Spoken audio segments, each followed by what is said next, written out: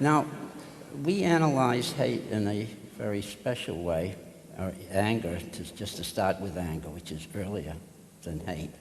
So if one of my colleagues says something, and I think maybe he is putting me down, he is insulting me, I get that thought, he is not showing me respect.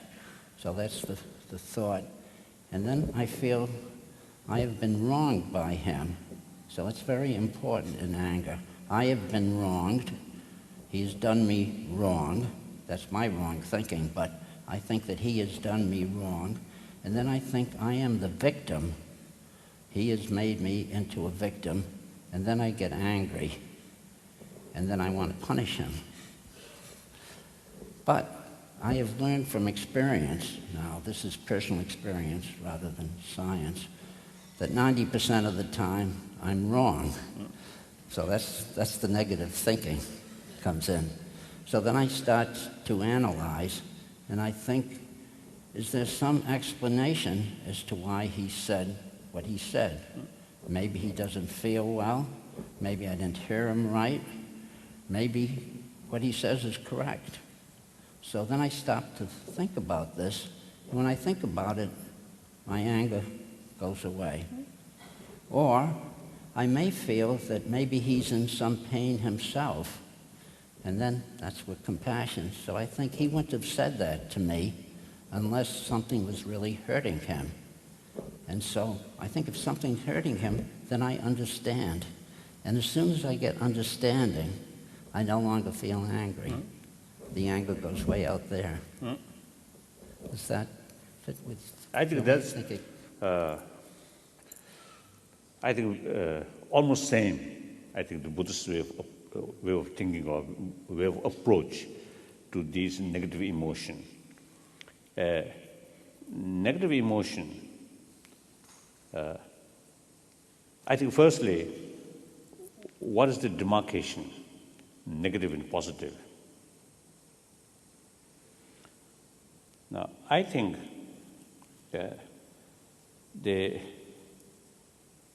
firstly, there's no absolute negative and positive. That's from Buddhist viewpoint. Now, things are relative. Things are, what's it, it's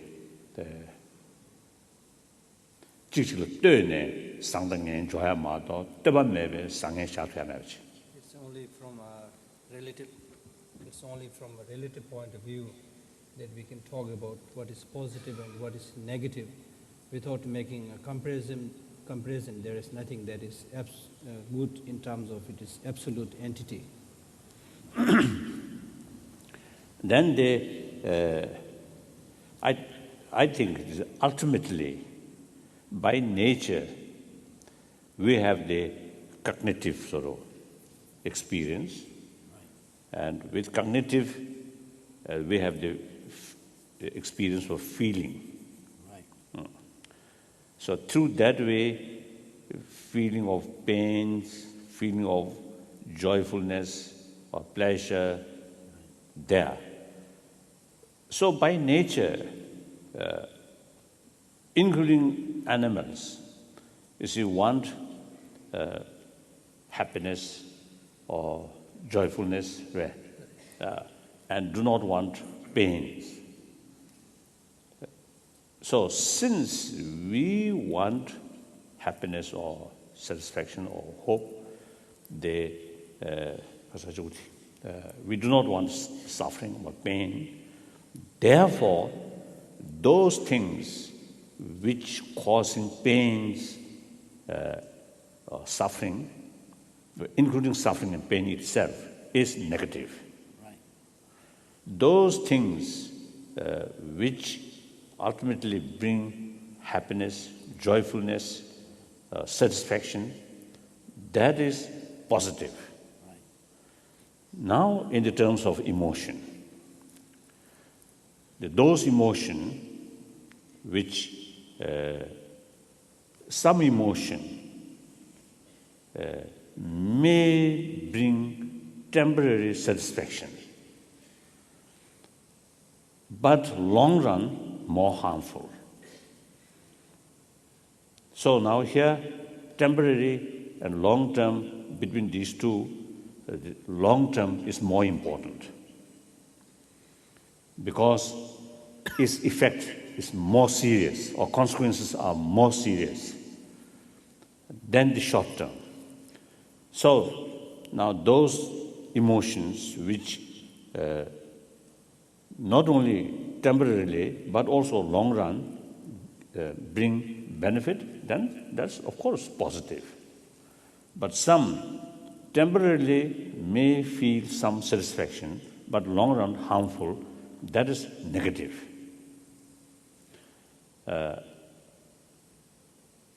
So someone temporarily a little sort of uneasiness, but long run beneficial, that is positive. So now question, like afflicted emotion, such as anger or hatred. Now these, now for example, when I lose temper, angry to someone, then at that moment I use some harsh word or even my eye like that. Then sometimes I may get some satisfaction. Oh, now I done something like or responded. But then when then I won't like it. then after after some time, the anger cooled down. Then I really feel shy. Oh, I already done something wrong. So that means the anger, although it brings some kind of temporary satisfaction, but long run, shameful, uncomfortable. Why these things happen? As exactly you mentioned, all these negative emotion, when the emotion fully develop, then you can't see the reality. It's a much sort of mental projection. Although there must be sometimes any sort of the basis, but sometimes there may be some basis, whether bad or good. But then the moment negative emotion develop, then exaggeration, right? Exaggeration about the good or bad. I mean, here is good means there's something beautiful, something good. Then attachment. That also negative emotion. So exaggerated the positiveness of this object.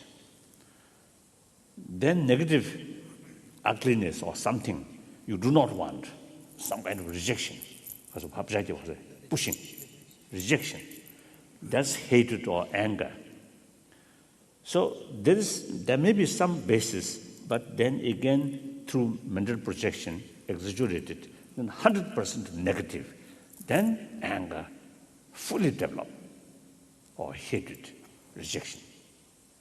The other, there is maybe some basis, some good thing, but then still mental projection, some 100% good, then attachment. So both attachment something That brings people together. or to come to nearer the object, closer, the anger, distance, rejection, repulsion.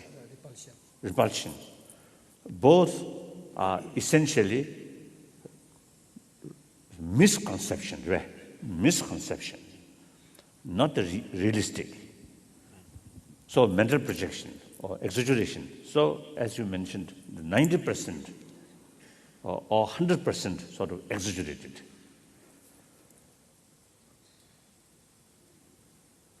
So then I think you mentioned, I think, a very important point.